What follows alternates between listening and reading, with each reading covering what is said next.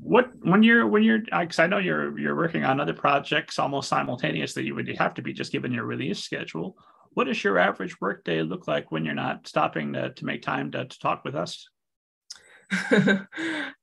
So if I have a publishing deal or a deadline, I get up, I take the dog for a walk, and I use that moment to sort of clear my head and think about what I'm writing, where I'm going with it, the structure of it, any ideas I might have that I was stuck on the day before. And then I'll come back and I'll sit down, and if it's edits, then I'll start editing. If it's writing, then I'll just sit down and see where it takes me. And I sort of just sit down and write for as long as I can until my brain says, that's it, we're done. There's nothing more in the bank. And then I'll get up and I'll maybe get something to eat. I'll do something else. A lot of the times I sort of just watch a film to just completely just take my mind off it. And then I'll go back into it in the afternoon, and I'll do that a few times until usually work quite late, till probably about 8 or 9 p.m.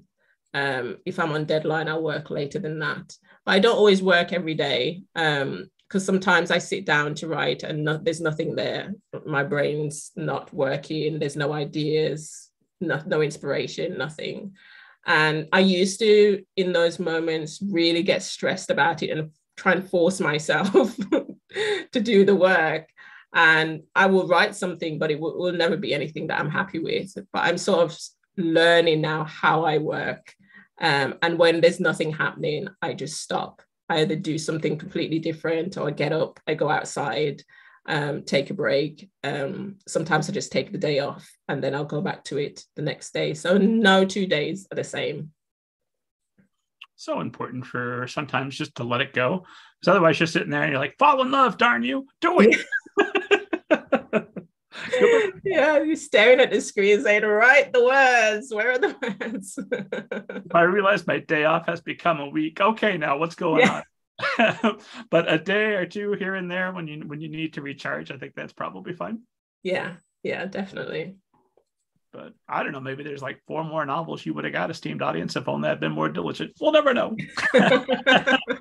Yes, you could have written a whole series if you hadn't taken that break. You know what? It's quality, not quantity, hopefully.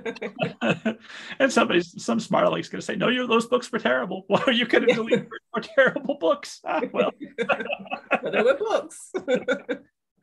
At least you got a nice podcast. I don't know what to tell you.